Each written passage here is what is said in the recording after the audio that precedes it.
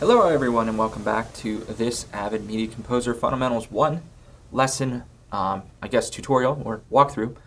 Today we're going to be covering a few different things, so let's go ahead and look at our goals. So first we're going to create a new sequence. We're going to use the audio waveform to locate audio cues in the source clips. We're going to use editing techniques to build your sequence, remove unwanted sequence content, replace deleted content, learn default keyboard shortcuts for common edit functions, and then we're going to manage tracks to maintain sync. That will all make sense in a minute, but let's get into it. All right, so as an overview here, now that you've done all the prep work, so now that we have all our stuff sorted, I have mine sorted into just video media and audio media. I would like you guys to come into the lab once the equipment is working, once Avid is working at our institution. And then I want you to fire up these default files, and I want you to actually sort this out. We would sort out, we would put it in sequential order. Some of these are titled wrong. We scroll down here. This is near the beginning / the middle of the sequence, and this shouldn't be here. So here in frame view, you could just start rearranging the clips so that they make, they become a logical order. You could essentially be doing a storyboard edit, blah, blah. I am just randomly clicking right now to rearrange this. But let's say I did rearrange this into proper sequential order. I could then, as we remember, go up to bin and then align and fill, and we could do fill window. If you did fill sorted, it would rearrange back to the way that I had it. But we could do fill window, and then it would snap to the order in which I just put it all. So it would remember that. And you could be doing that in multiple bins. You could be making multiple bins and sorting out your project in whatever way that makes the most sense. But we're past that. You already know how to do that, so we're going to move into editing. The first phase of any editing process is to create a rough cut. A rough cut is a full assembly of the scene or video that focuses on the story and structure, understanding that many details will be polished later. So in this lesson's exercise, you'll create a scene from a narrative drama. The sequence depicts the interactions between four people. Some interactions occur through spoken words, while others unfold through facial expressions and gestures. Often in drama, a character's unsaid reactions reveal more than the spoken words. This is a visual medium. That is what video is. You need to be leveraging that visual medium. Something that was said to me very frequently when I was taking my master's degree, or getting my master's degree in screenwriting, was that if there was no audio to your story and it wasn't communicated just through visuals, then you have failed. You have failed to produce a good story in the medium that you're set in. This is video. This is visuals. If you can't tell your story with only visuals, you fail, right? So editors often refer to rough cutting or dramatic scenes as a radio edit. So this means structuring the scene around the dialogue. So like the book just said, you would arrange this listening to the dialogue. You would want the dialogue and the pacing to make sense, and then you could go in and start tweaking things. What should be the timing? Does it make sense in the flow that it has now? And creating more, doing more creative cuts and more things as you go forward. But the rough cut and radio edit is essentially just getting it into the proper order that it occurs. The scene, and I don't have mine in proper order. I'm not going to lie. I just threw it in for the sake of expediency here, but putting it in proper order and then listening to it and just starting to edit based off the sound. Okay. So when you create a radio edit, you'll focus on the conversation flow, like I said, and the dialogue. It needs to make sense. If it's all choppy and beat up, then it can also mess up. So you're focusing on visuals, right? You're also focusing on radio. They're both incredibly important, but make sure you're kind of doing that at least at the very beginning of your project. You don't want to just jump in head first. Okay, so now we got that squared away. Let's move on to timeline review. So in lesson 1, you briefly previewed the timeline and basic sequences. This section digs deeper into the critical Windows interface and purpose. So what is a sequence? It's a series of video and audio segments that comprise your film, program, project, assignment, whatever it may be. This is your sequence. Your sequence is in your timeline. The timeline window displays your sequence and provides a range of tools and options for streamlining the editing process. So we also have all these different tools here. We will get into them. As you build your first sequence for this course, you'll want to keep the following in mind. The sequence plays back from left to right with the blue position indicator, also known as the playhead. This is the playhead. This is the blue position indicator or playhead. And it will play, if I hit the spacebar here, ever so slowly, it will play from left to right. That is a standard in many video editing programs. I don't think there's a single one that plays from right to left. That would be, I've never heard of that. Anyway, so next thing you want to know is that you can include up to 99 audio tracks and 99 video tracks. So right now what we're looking at is one video track, or video one audio track. We could have 99 video tracks. So we could have layers and layers and layers that are scrollable of different video and different shots, and layers and layers and layers of audio. This is how we add all that audio into movies and things like that. You're layering them up. You've got a bunch of them happening at the same time, and each one can have its own individual track. So let's say this was specifically dialogue. We could title this even dialogue. I'll teach you that in a bit. We could title this line dialogue, and then beneath it we could do just music. This is all the music for the whole movie or whole project. Okay, next on the left side display over here is the track selection panel with a button for each track of source material, left, which is green, and every sequence track, right, which is blue. So you use these track buttons throughout the editing process.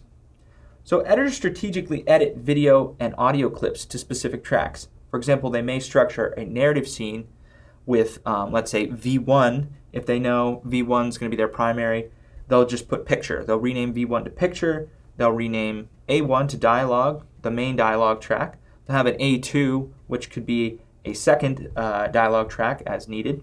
And then they could add a few more. A3 could be atmosphere sound effects, and A4 could be music and stereo. I talked about this a little bit, but these are all possible options. To help you remember how to structure your tracks, you can rename them. And to do this, all you have to do is right-click on the track you want to rename. Right here in the middle, you can hit Rename Track. I know that this audio track down here is primarily dialogue. So I'm going to name it my dialogue track. I'm just going to name it dialogue, and I'll hit OK, and boom, now we can see A1/dialogue. That is now the name. Cool. So how you approach a rough cut can vary depending on your creative style, the genre, and size of your project. Many new editors want to start cutting the video immediately, but seasoned professionals will quickly recommend a staged approach. To help you build a piece efficiently, let's go over some general guidelines. I have a few general guidelines right here. Let's drag this out. First, we're going to want to create and add tracks. So we would create these tracks. I'm going to rename this track while I'm here by right-clicking it again. I'll do rename, and I'm going to make this picture. So I don't forget. Cool. Now we have V1 picture, A1 dialogue. Let's pull that bad boy back up again.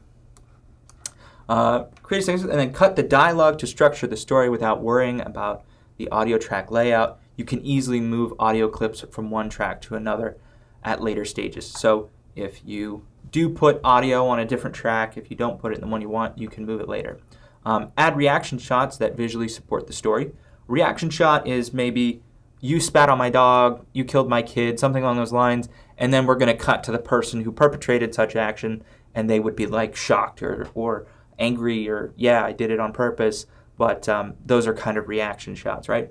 Then we're going to refine and tighten up the edit to perfect rhythm and pacing. So again, streamlining the kind of pacing, making your story flow at a better rate. And then clean up audio and organize the audio clips on their respective tracks. So you might, again, start rearranging or just tightening up things. If people are saying things and they're going on too long, you might want to chop off half of what they say and then place it somewhere else. Editing is wild. And then add sound effects and video effects, all kinds of awesome stuff. This is a general order on how you should be building your project, right? A general structure or kind of an approach, attack approach to getting in here and working with it. A deliberate approach. Many young editors often start editing with drag and drop. So that's where you kind of like, you set your marks, you do your in and out here in the source monitor, in and you come over here, you set your out, and then you're going to drag and drop it into the timeline. That's an option, but you can certainly work that way in Media Composer, and you'll learn how to do this in the next lesson. This course intentionally starts with a more deliberate approach. Specifically, this lesson is going to focus on core editing functions. This includes splice in, overwrite, extract, and lift, and how you use the interface buttons and the keys on the keyboard. So we're going to get to that in a minute here. This may seem a little slow, but you should be patient with this. Learning these interface buttons and commands and learning the keyboard shortcuts, like I said in class, or will say in class if I haven't said it already, is the mark of a real professional video editor. Just like playing scales when learning a musical instrument, this approach lets you focus your attention on editing mechanics. So learning those mechanics will make you a better editor, obviously.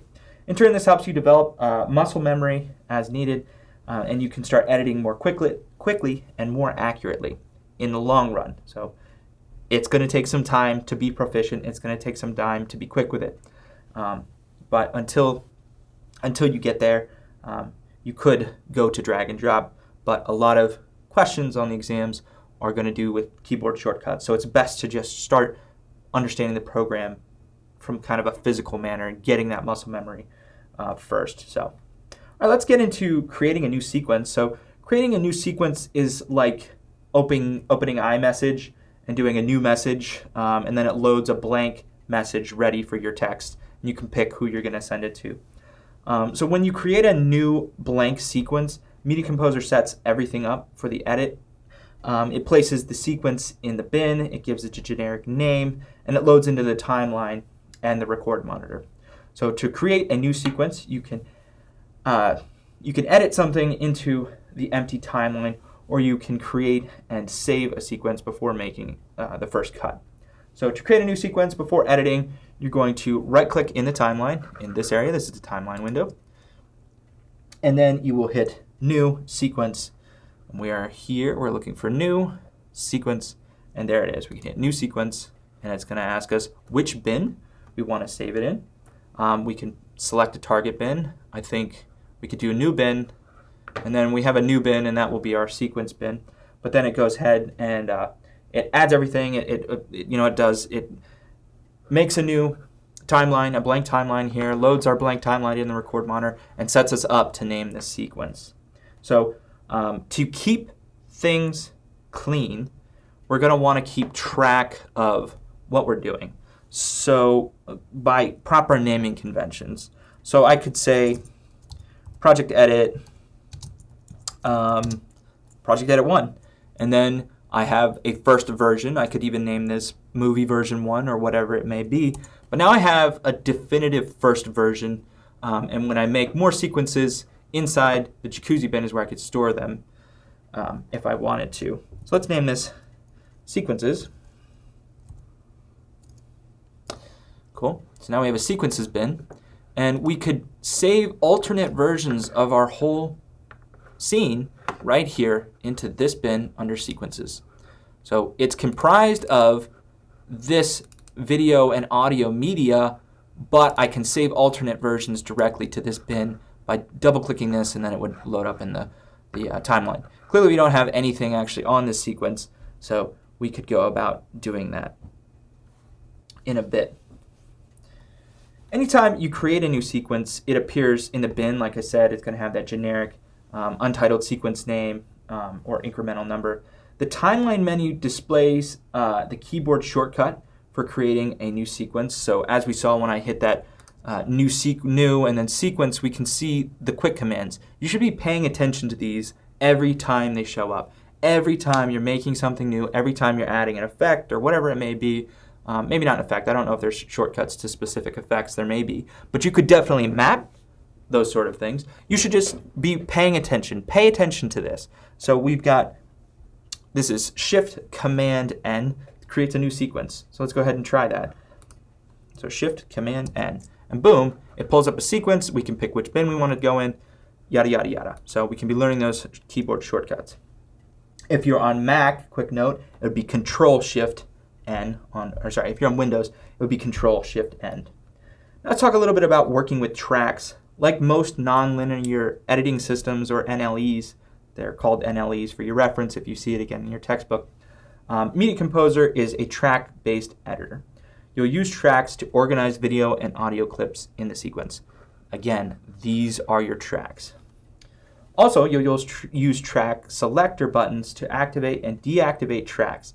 These control where you make edits, add effects and markers, adjust volume, and more. In other words, tracks matter, and we will be using them a lot. What does it mean by activating and deactivating track selectors? You literally just click them. You're literally just going to click them, and then it's going to activate them. So adding tracks, if we want to add a new track, so I talked about having, A1, A2, and A3. I could have a bunch of different track names. You're going to go ahead and go to with the sequence loaded in the timeline. So we have our blank sequence loaded in the timeline. You go to New. So we'll right-click, and then we'll go to New Audio Track. And then under Audio Track, we can hit Mono. Transversely. So now we see we have A3. A3 has showed up. Transversely, we could press Control-U or Command-U on Mac. That's a quick shortcut to make another one. So let me make a bunch here, beep, bop, beep. And now I have 6 different audio tracks. Let's talk about how to add a stereo track, because those were mono tracks. Let's add a stereo track now. With the sequence loaded in the timeline, you can right-click, go to New Audio Track. I'm sure you saw it already, and you can click Stereo. To make a new stereo track, you can see there's a different logo. It's got the double speakers on it. If you want to do a quick keyboard shortcut for this, let's look at this again. Let's learn here. New Audio Track, Stereo, Shift Command U. Right, Shift Command U. And for you PC users, Windows users, that would be Control Shift U. Awesome. Okay, moving on. I just added everything back into my timeline. It was just weird adding tracks without having like rhyme or reason. But now I have my sequence right in front of me again, right here in the timeline. I got my playhead and yada yada yada. Again, you can Command U to add those mono tracks. Command Shift U to add the stereo tracks. But we're going to move into manually patching tracks, and I'm going to read something and then I'm going to explain it, because this is a point in Avid Media Composer, I will not lie to you, that I got very confused when I first learned the program a while ago. So let me read this. So manually patching tracks. Because you won't be dragging clips to the target location, you'll often find connect or patch source video or audio tracks to different record tracks. For example, you'll do this if you want to add music, source A1 and A2 to A5 and A6 in your sequence. What does that even mean? Let me explain. Avid Media Composer is playing hopscotch. So, we got our colors here. We got green and we got blue. Green represents your source monitor. Green represents your source track, which is connected directly to your source monitor. Blue, which is your timeline, which is your record monitor, which is what you're actually making here. We can see the playhead moving as well, is connected to your record tracks. If I want to add a video let's say, let me reactivate this to make this right. If I want to add a B shot to V2, like a B-roll or a cutaway shot, the way I would go about this is I would double-click a shot, and I would load it into the source monitor. So this is the hopscotch we're playing. Load it into the source monitor. I would set my in and out marks, so maybe I'm going to go in here, or play for a little bit. He doesn't want it. And then we're going to put an O for out, in and out. And then we could use one of these buttons to then add it directly to the timeline. But I don't want to add it to my primary picture timeline. I want to add it to my B-roll timeline. Let me change this name real quick, just to keep things easy. B-roll. So there's my B-roll timeline. The track selector for this is set up to add to V1. If I want it to go to V2, to my separate line, I can simply click and drag it. And then boom, V1 source is now set to add in the timeline this segment to the B-roll track. So I could move the position indicator, and then I could hit the overwrite or splice in buttons, and we'll get to that in a little bit. But similarly with audio tracks, I would load an audio track into the source monitor. It's dark, it's black because there's no audio. We're looking at the green. We set our in, we set our out on whatever it is we want, and then we look down and we go, oh, wait a minute, we don't want this ambiance audio to add to the A1 dialog. Ambiance belongs on A4, so let's click here and we'll manually patch and drag it to A4. Now when we add it, it's going to show up in the timeline, and depending on your settings, and I'll teach you this in a bit, it'll add right on your playhead or wherever you've set in or out mark in the timeline. So just trying to take the confusion out of here. I hope that helps clarify things for you. Green is the source monitor, so whatever you're making in the source monitor and whatever this is patched to is where it's going to end up in your segment. So there you go. You can also change the way audio from video clips come in as well. So we have the video 1, it's going to V3 right now. Let's say I want to go to picture. I'm going to switch this to primary picture. I don't want the audio for this clip to go to A1. I want it to go, I don't want it to go to A5. I want it to go to A1. Boom. You can just manually be patching these. It's very important to pay attention to your track selectors. So some quick notes about this though. So patching tracks lets you choose the source clip's destination sequence track with the following restrictions. So we're choosing where we end up in the timeline, right? So source video tracks can only be patched to record video tracks. You can only patch video to video. I can't drag this down. It goes dark, right? It won't let me patch to any audio. It has to be one of these video tracks. And the way I got these video tracks, by the way, is by hitting Command Y. So you could add more. See, I have V4, V5, V6, but we'll just stick with what we got for now. Source audio tracks can only be patched to record audio tracks. So source audio, we load a source audio clip into the source monitor. Boom. It's set up to go to this. If I try and drag it to a video track, not going to work. It has to go to one of these audio tracks. Same thing.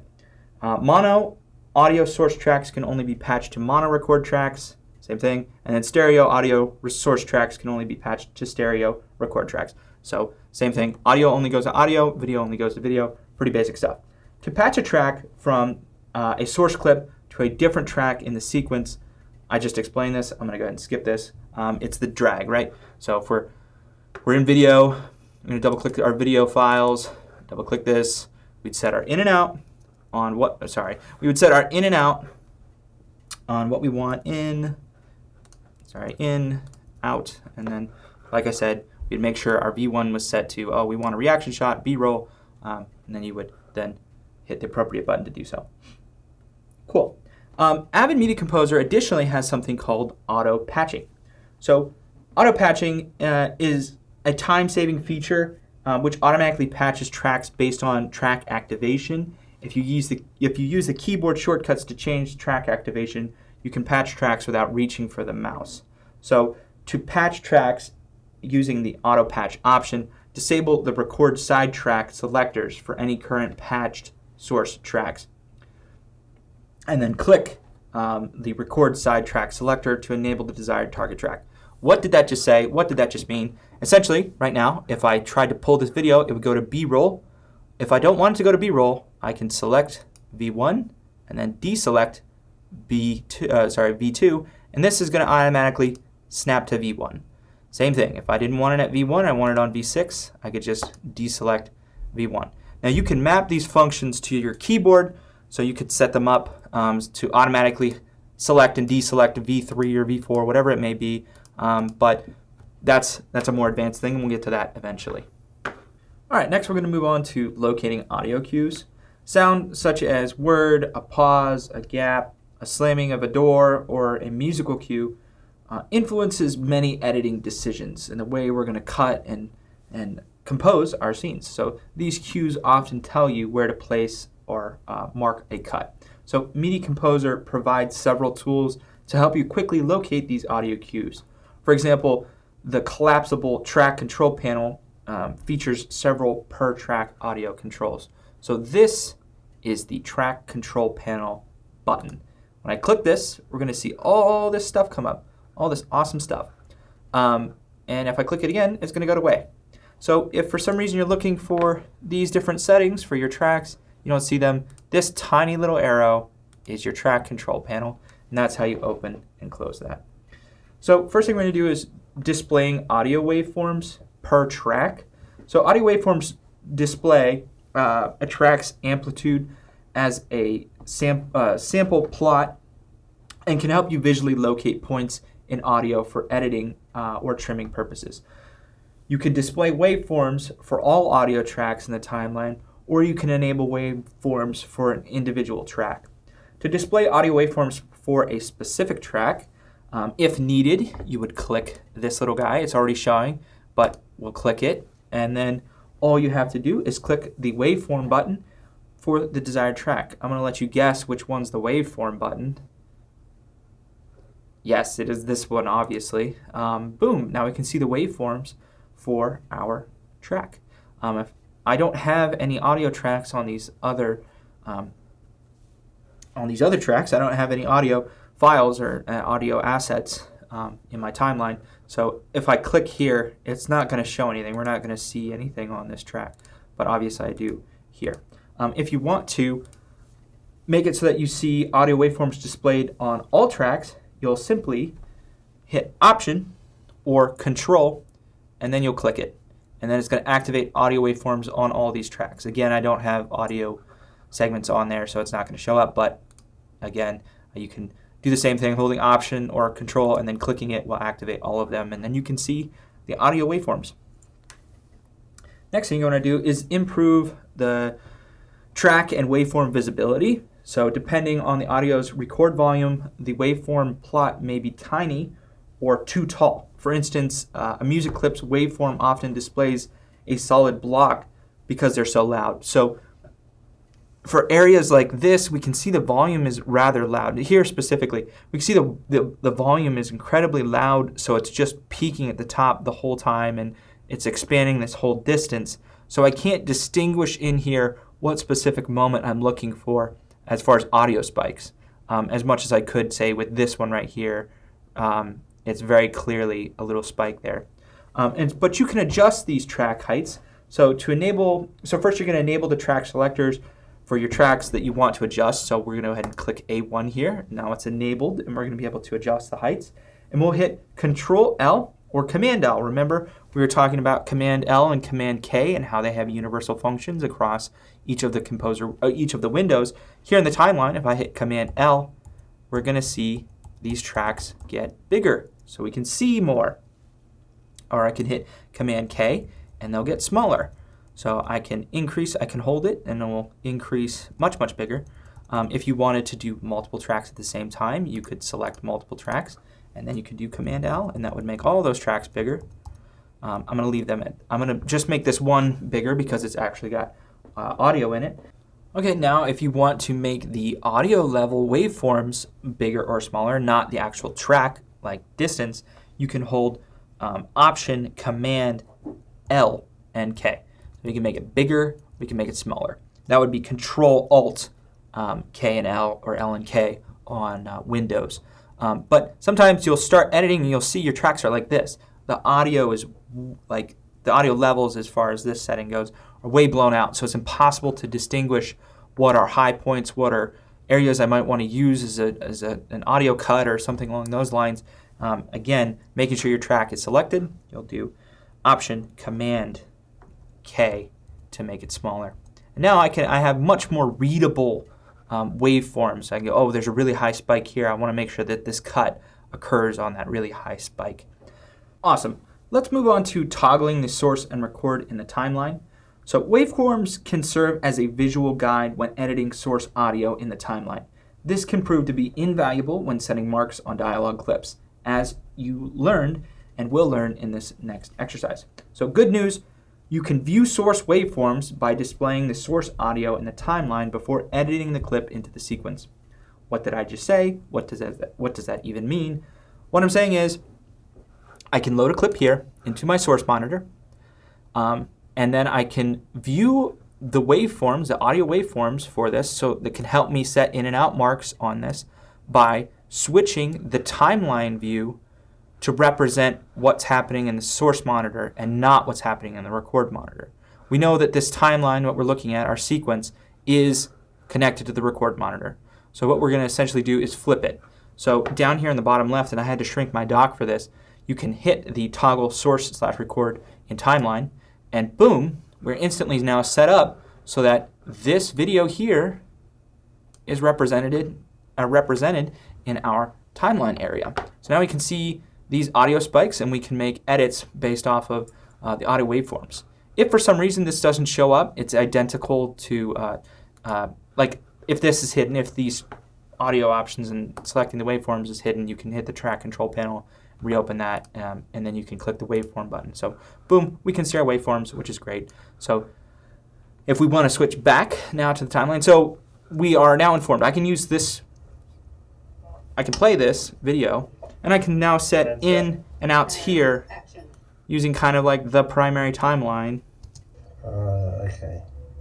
out. And then we can see our in and out set here on our source monitor, and we can just toggle back to our regular timeline, boom, and now we have our in and out marks set, and we were able to see the waveforms to make those kind of audio-based edits. Sweet. All right, building your sequence. It's time to get into adding clips from the source monitor into our timeline. You may have seen me drag and drop. No, forget all that. Don't do that. Doesn't exist. Remove it from your brain. So, building your sequence with the Splice In tool. Splice In adds material to a sequence without replacing or overriding existing footage. Avid borrowed the term splice in from film editing. To splice means to add a new shot to a reel of film by physically cutting the existing film and inserting a new shot, taping it to each end of the existing film. With the new piece added, the film grows longer. The splice in function works in much the same way. It adds a clip to the sequence by creating a cut point and inserting the segment between the existing frames. The new shot makes the track longer, which frequently lengthens your sequence. So, we're going to add the shot from the source monitor. Let's say we'll put it in between these two clips, or in the dead center of this clip. Half of this clip is going to go that way, the other half is going to go this way, and that new shot is going to sit right in the middle, and the whole sequence gets longer. That's what the splice in essentially does. All right, so other NLEs often call this type of edit an insert edit or a ripple edit. If you're familiar with insert editing in Final Cut Pro or Premiere Pro, you already understand how Media Composer's splice in function works. You can access the splice in function from the Composer window, which is right here with this button, or with the key that's automatically mapped on your computer, V, the letter V, Victorian. That is, for the rest of this class, for the rest of your life, as far as your experience with the default settings of Media Composer, remember V is your splice in. The splice in function is often used to build a scene. If you're adding segments in order though, so if you're adding them one on top of the other at the end of the sequence to the next, to the next, to the next, you are missing out one of the primary functions of the splice in tool, one of the primary benefits. Splicing a shot between existing segments shows its true value. So regardless of how you splice, you'll use the same steps. To perform a splice in edit, you'll create a new sequence or load an existing one into the record monitor. We have our sequence already loaded. We could go up to sequences. If we didn't have one loaded, we could double click it and boom, it would open up our sequence in the timeline. It would load it in the record monitor. Next, you'll load a clip into the source monitor. So we'll tab over to our video media.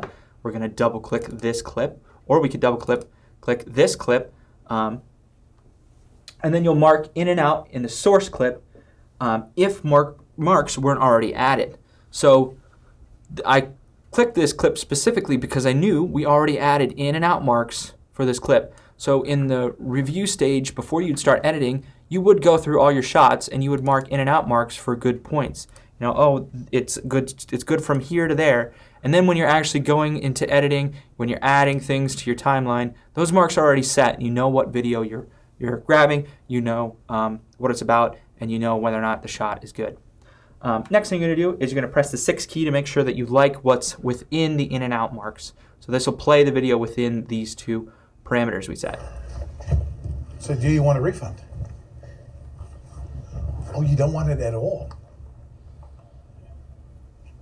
Okay, you're the boss. This is a bad example, but this is what I picked. So we're going to keep rolling with this.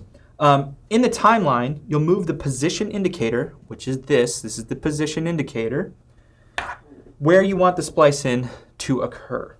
So where do we want this clip here to interject? Maybe we want to go to here, right here, when they're like, oh, he said what? We don't want to do that. So we're going to insert it right here. Optionally, we could use the in mark button rather than the position indicator on the timeline. So I could hit I on the keyboard, and it's going to set an in the timeline. And now, by default, this video is always going to go to that in mark. If I don't forget that. So if you set an in mark on your timeline, or you go to overwrite or splice in a clip and it doesn't appear where you think it is, you might have an in mark set in your timeline, and you'll need to clear that. The way to clear that is with the D key. That'll clear the in mark, or you can hit the G key, and the G key will clear both in and out marks that you may have accidentally set. Back to putting in the splice in. So we'll move the position indicator to the clip that we want to interrupt. So we're going to set it kind of in the right here on this clip. And then you're going to enable the source tracks you want to include in the edit and the appropriate record tracks. So what does that mean? Uh-oh, look over here on the left again. These are our source and record tracks. Source track, record track. What would happen if I added this video here right now? We can see that the video is set to V3. So right now my source video is going to route to this, not here where we want it to. We want it to appear and bump and move this over. The audio would appear. It would go to the correct dialogue track, but we would be breaking up our project here, and we don't want to do that. So we need to reroute our V1 to our V1 picture so that both of these will add to the correct place. All right, now you're going to click the yellow splice in button, or you're going to click the V, and I'm going to pretend this doesn't exist, but I'm always going to reference this. When you see the yellow, think of V. V is on your computer. And we're going to go ahead and add this shot. Boom. Now we can see we have officially added the shot here in the middle. It says 7361, 7361, and then we got 73 whatever. That's what we've added to the middle here now. So now we have broken up the shot. Cool. A couple of notes about splice in though. If you splice in one shot after another in a linear fashion, so if we had this blank kind of setup here. So let's go to the beginning and let's switch this to V2 on our B-roll. Let's say we started loading clips into the source monitor and we started hitting V to add them to our timeline. Let's change this to A2 as well. If I hit V, it's going to add a very short clip apparently to the timeline. Let me add something else. Let's try this, V. And then we're going to see that show up here. It immediately puts the position indicator on the last frame. So if I do another one, I hit V, it's going to keep adding it sequentially on top of each other without interfering by cutting into the middle. If I put this over here and I hit V again, it's going to separate this clip. So be careful where your position indicator is. You can chop up your project. This would make no sense right now if I tried to watch that. So to undo all that, because I don't actually want to do that, I'm going to hit Command Z or Control Z on my keyboard until all those things I just did go away. There they are. They are gone now. Next is when splicing in a shot between two timeline segments, you'll likely turn on all track selectors. This maintains sync. More on that in the next section. But if I'm adding shots, so what I just did, you saw what I was doing. If I hit, I keep clicking that one. If I keep adding shots, it's going to overlap. What Avid does is when it's playing in the record monitor, it's always going to show whichever video clip is uppermost. So it's always looking from the top down. Just picture a man laying flat with his eyes facing down. What is he going to see first? He's going to see stuff on V3, then V2, then V1. If there's nothing on V3, like there isn't, he's going to see V2. We just messed up our our whole order. So if I was adding a shot here, now I have two overlapped clips. We're going to be hearing both audios at the same time. Let me back it up. Thank you, 7:30 o'clock, type 1. So you can see we're hearing two audios at the same time. We definitely don't want that. So the way to make sure that you're not adding clips over top of each other, let me undo adding that to the timeline, is to make sure that all tracks are selected. So if I select all the tracks, then when I add that shot by hitting V again, we're going to see, oh, it moved over. It made space for this. So now we don't have overlapping footage, we don't have overlapping audio, and it's got its own place in the timeline. Now, again, I'm building a sequence right now. That makes no narrative sense. None of this is in order. So don't pay attention to what's happening. Pay attention to what's happening here in the timeline, not what's happening up in the record monitor. But I hope that makes sense. So let me undo again, because we don't actually need to do that. We don't need to have all these tracks selected, and we'll move on from here. So that was a small exercise in maintaining sync. Let's do a bigger exercise. Okay, so if you splice in with V1 and A2 enabled, V1 and A2 enabled, and nothing else, the video moves downstream as expected. So your video 732-2 is going to move to the right, but the audio on A1 stays in place and sync is broken. So this audio doesn't end up moving over. To maintain sync, enable all the record side tracks before performing the splice in. That way Media Composer inserts filler on A1 so the audio moves forward with its corresponding video. So we don't have to worry about that that audio backlogging if you make sure all of the record tracks here are selected. Cool. Makes sense? Good. Let's move on. Next thing is understanding filler. So I mentioned filler just then. I said that it would add filler and that we wouldn't have to worry about breaking sync. Understanding filler. Filler refers to empty space in the timeline. The term is derived from a blank celluloid film used to keep picture and sound in sync during a temporary gap in one or the other. So if you've used other editing applications, you may know the term slug. Filler and slug serve the same purpose. However, thinking of filler as something tangible rather than empty space is more accurate in Media Composer. In Media Composer, you can manipulate filler in the same way you can edit video or audio segments. You can add edits, trim it, apply effects to it, and so much more. This differs from any other NLE on the market and provides some real advantages, especially when trimming and building effects. What's your main takeaway from this whole lesson? I would say always glance at your track selectors, make sure that they're going to the right destination, and that you are performing the edits that you actually want. Swiftly moving on, we have the best friend and neighbor of the splice in function, overwrite. Let's talk about overwrite and editing with overwrite. As you know, the splice in function adds and inserts new material into the sequence. Meanwhile, the overwrite function replaces existing material in the sequence. So you'll use the overwrite to add B-roll or cutaway shots, the action and reaction shots that visually support a scene. So overwrite, let's say we needed a reaction shot, we need a B-roll shot. Overwrite would essentially, instead of changing the length of this clip by adding a new shot in the middle, we could just cover up this whole area and the audio could stay the same.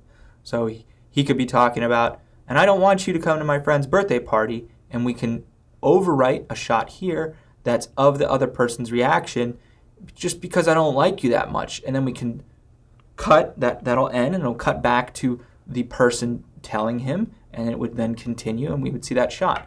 That overwrite works as a B-roll shot that can work as a reaction shot. That's one of the main uses for the overwrite tool. So just like the splice in tool, you can access the overwrite tool from the Composer window, or you can be a GigaChad and use B, just adjacent to V on the keyboard. We know V is splice in, B is overwrite. So forget that this button exists, B is overwrite. By the way, you can also use overwrite to add shots linearly into the sequence. Whether you use overwrite to build the sequence shot by shot or to add B-roll, the steps are all the same. To perform an overwrite edit, you're going to load a clip into the source monitor. Let's pick one we haven't used before, or haven't used in a while. We'll use this one. Load a clip into the source monitor, and this is where things get, I don't want to say crazy, but they get a little bit excessive. Overwrite has a bazillion different ways to accomplish a 3-point edit in this situation. So first thing you're going to do, like I said, is load a clip in the monitor, and then you're going to set up your marks by doing one of the following. And there are 4 different ways to do it. We can mark in and out points in the timeline, not the source monitor, the timeline. So I could say from here to here, we'll go in, we'll play a little bit. You want a refund? Oh, you don't want it. Keep sliding, and maybe I'll set it here, and we'll do an out. So now we have an in and out, highlight and selected. Make sure your tracks, your proper tracks are selected. We'll select all the tracks just to make sure we're not breaking sync. Yes, there is ways to set all the tracks. All right, so now my tracks are selected. And then we're going to set an in or out point in the source clip. So now we've got our in and out point in the timeline. If we set an in point here in the source monitor, it's going to match the number of frames required to fill this from this in point forward. And if we set an out point, so we'll remove that in point first, we set an out point, it's going to match the number of frames required before to get to this out point, and then it's going to end here. So that's the first way. Another way you can do it is mark in points and out points in the timeline. We already did that. And then place the position indicator in the source monitor clip where you want it to happen. So I'll clear marks here. And I could say, okay, and that's going to automatically start from the beginning. So I'm going to say from here, this is the same as putting an in point, but from this position indicator position right here, it's going to fill the number of frames required from here to the right, from there to the right. The third way to do it is to mark in and out points in the source clip. So here in the timeline, I'm going to highlight the timeline. I'm going to hit G to clear my marks. I'm going to go to the source clip. I'm going to set in and out marks here. So we'll set in here, come over here, we'll set an out. That's a great face. And then so you'll set in and out marks in the source clip, and then you'll set an in point or an out point in the timeline or sequence. So then we got our in and outs here in the source. Down here in the timeline, we could set an in, and however long this time frame is, it's going to start from here forward, and it's going to overwrite this shot. The last way, we can do in and out points in the source clip and place the position indicator in the sequence where we want the overwrite to begin. So we can clear our in mark G, and we could just work simply off our position indicator. If I place it here, and then I press B with the overwrite button, it will insert. We're going to press the 6 key to review our in and out selection in our source monitor. So we'll hit 6. Oh, you don't want it. Sorry, we're not selected on the source monitor. Now we're selected on the source monitor, and I'll hit 6. I want it. He doesn't want it, That's what he said. but it's already off the truck. Well, then put it back on, genius. So now we can see we've just played in between our shot there. And then we can enable the source tracks that we want to include the edit for the appropriate tracks. I already did that. I made sure that they were all selected just to make sure we're not breaking sync anywhere. And then we'll go ahead and actually press the B key. We're going to do it after all that setup, B. And it adds that tiny little shot, that tiny little segment in between this video now. So we have the shot of him. He's all upset. He turns, and we got him complaining, and then it goes back to the old man looking sad and creepy, honestly, out the door. So a couple of notes about overwrite. Unless you use overwrite to build the sequence, your sequence's duration remains unchanged since overwrite replaces existing content. So what did we notice when I did that edit? It made this tiny little area here show up, but my sequence did not get longer. If we had done a splice in, if we had hit V or clicked this button, which doesn't exist, this button doesn't exist, ignore this button, the shots and the audio would have moved downstream, and that clip I added would be inserted. With overwrite, it just plasters over this other video, and the length of the sequence does not change. When you use overwrite to add cutaways or B-roll your sequence to your sequence, you can leave record tracks deselected because no clips move around in the timeline. Sync won't be broken. So what did that just say? Now, you could say, for my B shot, I made a major mistake here. What did I do? I had my audio track selected. if we were going to do a proper cutaway, you would not want your audio track selected. Because when you add that cutaway, I'm going to add one here for no reason, so I'm going to hit B. When I add that cutaway, I don't want to replace the audio that's underneath. I want the audio underneath to stay the same. I just want to change what we're looking at. So if I play this now, it should be the same audio, just we've got our video inserted. The truck. That was a drive-by.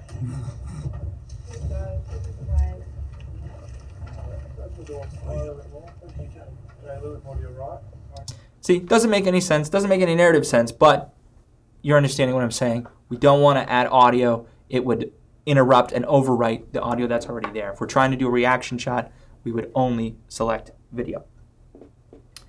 Setting up an edit with marks and using the splice in and overwrite functions is known as 3-point editing. Why? Because you set 3 different marks, right? We did, so here are the examples given by the book. We have splice in, we have the in and out in the source monitor, the standard in and out in the source monitor, and then an in or position indicator. So we'd press an in, we'd set an in, I, or we could just work off the position indicator, and then we wouldn't have to do that. And then we'd hit the splice in, and that would be a 3-point edit. And then overwrite, we could set in and outs in the timeline, in, out, and then we could set an in or out in the source monitor. So up here in the source monitor, I could just have an in. I don't need the out, and then we could just add this, and it would sit right in there. And that would be overwrite, and it would overwrite this footage, and it wouldn't affect the audio because we don't have the audio selected. That is huge. These are the big features and functions of Avid Media Composer. I know I've thrown a ton of information at you just now, but as you practice using the overwrite and as you practice using this jacuzzi sequence, this project, you'll become more familiar with this stuff. My hope is that you can sit down and based off these lectures, immediately start rearranging clips, sorting them in your bins, and then start adding them to your sequence and making sure that you have a whole sequence that makes sense. In some ways, I feel like it is better because I'm not doing this for you. I'm not giving you a perfect example. I want you to come into the labs on your own time and make great videos, make great content, get better at editing, understand the overwrite, understand the splice in. Let's move on now to some essential tools. Now that you've assembled the scene with the splice in and explored how overwrite works, you're ready to continue building your narrative scene. To enhance the experience, let's explore several tools that boost efficiency during the storytelling phase. Timecode display and center duration. That would be this bad boy right up here. Timecode on video assigns a unique number, like an address, to every frame of video. It's expressed in hours, minutes, seconds, and frames. So that's HH, MMSSFF, HHMMSSFF, and serves multiple purposes during production and post-production. That means you can find any specific frame when needed. You can set the information display above the source and record monitors to display various timecode information. I have a nifty little thing here, and we're going to talk about this right now. Plus, it's a quick reference display. Let's look at the center duration. Always displays the current marked duration. So what does that mean? So this is the center duration. So let's inspect the versatile center duration display. The center duration display varies depending on which side of the composer window is active. So for instance, if we have the source monitor active, we will see information in the center duration from the source monitor. We have the record monitor / our segment selected, our sequence, not our segment. We will see information from there. So the center duration displays vary depending on which side you're selected. If you press the escape key while you're in Avid, I have this currently up, so I can't do this, but if you were selected on the Avid program, you could hit the escape key and it would jump. You would see the center duration jump back and forth because it would be switching between each one of these systems. So the center duration displays a second frame kind of format. So for example, the value that we can see on the screen here, 6, 3:03 would be 6 seconds and the third frame. So clicking the center duration display toggles between time code and frame count. If you see an unfamiliar value, toggle through the values until you see the measurement that you want. So the value display in the center duration reflects how marks are arranged in the active monitors. So if 2 marks are present, so if we had an in and out mark here in the source monitor, the current duration displays in that center duration. If 1 mark is present in the center duration displays the duration between the mark and the position indicator. So we are selected on the source monitor. So what is displaying 6 seconds and 3 frames is this distance between the in mark and the position indicator here. And then the third is if no marks are present, center duration displays the duration between the position indicator and the end of the clip. So if this in mark wasn't there and I slid the position indicator way over to the left, it would count the frames from here to the end of this clip, and that would be displayed in that center duration. All right, next we're going to move on to go to previous event and go to next event. With the record monitor or timeline active, you can click the go to next event or go to previous event buttons to jump the position indicator forward or backward from edit to edit. It's a very handy and essential tool. By default, you can find these in the lower right corner of the record monitor. Here they are. Very nice, very beautiful. As you might guess from their names, and by looking at them closely, these do a lot more than stop at edit points. You can use them to jump to markers in the timeline or keyframes in animated effects, to name a couple of things. For now, let's stick to jumping between edit points. By default, these buttons respond to track selection, stopping only at edit points that appear on all active tracks. So what does that mean? So if I select track, let's start with this. If I hit go to next event, it's going to move the position indicator over here to the next edit in the timeline in my sequence.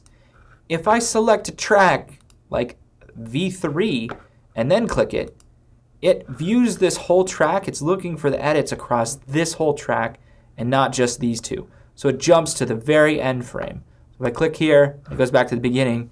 Again, it's looking at this whole track. So if you're jumping back and forth and you're wondering why is it moving across the entire project and not to the next edit, you probably have a video track or an audio track selected that you didn't mean to. So by default, these buttons respond to track selections, like I just said. But when working with a complex sequence, this gives you a precise control over where the position indicator stops. As you work towards grasping the go to previous event and go to next event buttons, you may want to program the position indicator to stop at every edit point, regardless of track selection. So if you're a new editor and you're trying to just do the, go to next edit, and you don't want to have the hassle of, whoops, I left V3 on, and now it's going to jump to the end, it's going to jump to the beginning, especially if you have a really, really long sequence, you can go into the settings and change this. So the way we're going to go to the composer window, and we're going to right click, and then down here, we're going to go to composer settings. You can also go to file settings and then user tab, and then you can make your way over there. But we're going to go to the move tab, and now we're going to come down over here to ignore track selectors. Be very careful that you don't actually hit this one because that's when the audio mixer is active. We want to make sure we're clicking in the composer timeline. So once you click that, ignore track selectors and click OK. It doesn't matter what tracks we have selected now. When we hit the go to next edit, go to previous edit, it's going to stop at those edit points, which is very nice. Go to previous and next edit tip here real quick. The buttons for go to next edit or next event and go to previous event are not mapped to the default Media Composer keyboard. So consider mapping them to the up and down arrow keys or to the A and S keys. That would be a very nice thing to do. So you can be snapping quickly in between edits. Or if you're lazy and you want to do what I just did, you can map it up here, or you can map it in the composer settings and then set it to these buttons here. If you hold Alt or Option, so if you hold Alt on Windows or Option on Mac while using the go to next event and go to previous event functions, Media Composer will ignore the track selectors. So if you don't want to hard map something to your computer's keyboard because you're lazy, you scum, you can just hold that Option modifier key or Alt modifier key, and it will do the same thing. It'll make those jumps to those edit points. So that's one other quick way to do it. So if for some reason you didn't go to Composer Settings and trigger that, by default, when we hit these buttons, they're going to jump to the end at the beginning. Again, holding Option or Alt, you can go to the next edit events. All right, let's talk about snapping to edit points. In addition, you can use the modifier keys to snap to the position indicator to specific edit points. Helpful for marking clips with precision. So here's how this works. So snap to the head frame, which is the first frame of a segment in the timeline. You will hold Control on Windows or Command on Mac. If I hold Command and slide this position indicator, it is going to snap. It looks like it's snapping to the cut or the edit point. It's actually snapping to the very first frame of each shot. And I can be confident that it's snapping to the very first frame because in the record monitor, if I look very closely, there's this little symbol, and that symbol means I am on the very first frame. Transversely, if you want to snap to the very last frame, you can hold Option, Command, or Alt, Control on Windows, and that will snap to the very last frame. Again, it looks like it's just snapping to the edit point, but it is not. It's snapping to the very last frame. And the way that you can confirm this is very similar to the front. You can see in the bottom right corner, we get this little symbol, and that tells us we are at the very last frame. Why is this important? Because dragging the position indicator through the sequence, which is called scrubbing, while pressing the modifier keys, also causes the position indicator to snap to each head, tail, and frame, right? But snapping is a lifesaver when performing drag and drop edits, which you'll learn in the next lesson. But with these simple shortcuts, you can precisely snap to the head and tail of each segment you're dragging in with an edit point. So when we learn about dragging and dropping editing, holding those modifier keys of Alt and Option or Command and then Command or Alt Command, head versus tail, are going to be crucial to making sure that you don't get flash frames. What are flash frames? Flash frames are caused by edit functions that leave a frame or two in the timeline. This often occurs when new shot doesn't splice in or overwrite precisely at an edit point between two existing clips. Using snapping to avoid will help you avoid flash frames. So let's say I'm going to try and eyeball this little line here. If I try and eyeball this and set it here, chances are I am not actually going to find that first frame because we don't see that. We don't know for sure I'm getting at the first frame of this shot. We don't know if I'm getting at the last frame of this shot. The only way to be sure is to hold Command and boom, let go. We know we're on that first frame. Or hold Option, Command, boom, we know we're on that last frame. Because if there's a little bit of frames in between, an itty bitty amount, and I do an overwrite edit, let's do an overwrite edit. So we'll load this into the source monitor, and then we'll hit B on the keyboard. This button doesn't exist, but we're going to hit B on the keyboard. We can see, whoops, I didn't quite get it. There's still a little bit of footage here. So when this plays, we're going to get flash frames. It's going to go up real quick, even though we just want to see the simple transition. We don't want this middle stuff here. Your stuff from here. It looked like a lot less when I was looking at it, but this is a very long video segment, so it is what it is. All right, let's talk about adding filler to a sequence. As you've seen, filler helps maintain sync within a sequence. Also, you can add filler to make room for additional shots. To add filler to your sequence, first we're going to go to Composer, then Load Filler. We can do it this way, or we can right-click within the source monitor. We can do Load Filler this way. So now we've got filler, which is blank space, nothingness, not really. In Avid Media Composer, you can do all kinds of stuff with filler. We have this filler loaded in. we can treat it almost as if it's video. So what we're going to do is we're going to mark the section of filler we plan to add to our sequence. So let's add quite a bit. Let's add this much. In, out, set. We have a bunch of filler we're going to add. And then move to the timeline position indicator where we're going to add the filler. So where do we want to add the filler? We'll split this clip up. And we want to make sure that all source tracks are enabled. So we're going to click all the record source tracks, the record tracks, not record source tracks, record tracks are selected. And then all we have to do is hit the splice in V button on our keyboard. And then boom, it's going to add that chunk of filler right in between. So it essentially added filler here, here, here, here, here, and here. And now we have areas where we can add music, we can add video, and it lengthens our timeline and what we can do in this region. Sweet. All right, let's move on to the next thing. Let's remove material from the sequence. The rough cut is not endless march forward, adding material to make the sequence longer and longer and longer. Instead, you'll often find or want to remove material from your sequence as you edit. For example, to change a shot, to improve the timing, or to add creative cuts. Thankfully, Media Composer provides two functions, lift and extract, to help you do this in your projects. So some NLEs use the term ripple delete instead of extract. That is a quick FYI for you.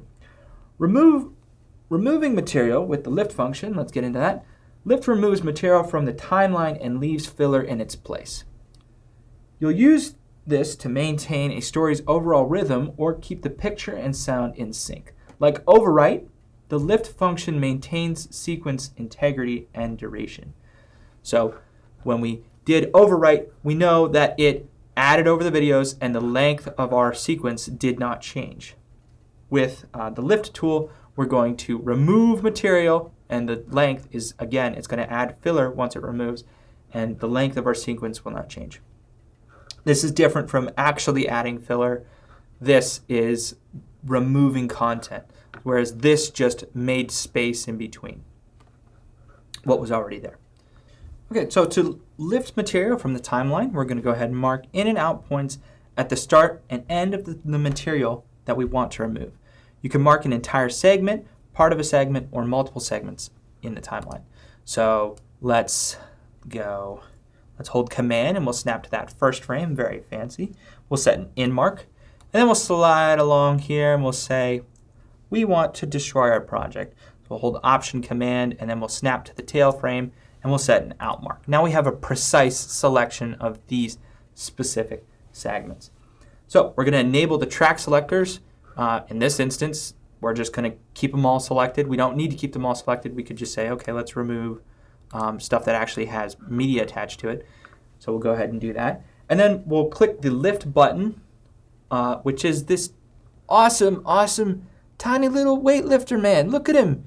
He's so strong, lifting truck tires. What a Chad. All right, and this button is mapped directly on your keyboard as Z. So forgetting this button exists, we're going to hit Z right now, and it's going to lift. Boom. Now we have filler track in between, and we have removed all that stuff, but this gap has not closed. We have maintained the pacing of our whole thing. Now we have space to do whatever we want with this filler that has been left behind. Now, let's move on to removing material with the extract function. This one is different. Extract removes material from the timeline and closes the gap that's left behind. So, like the splice in function, extract changes the track or the sequence length, right? Or the timeline length. So let's go about removing some stuff with extract.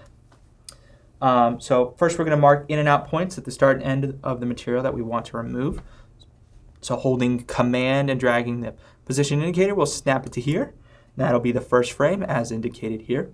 And we'll set an in mark with I on the keyboard. Then we'll slide on down. We'll hold Option Command. We'll snap to the last frame here.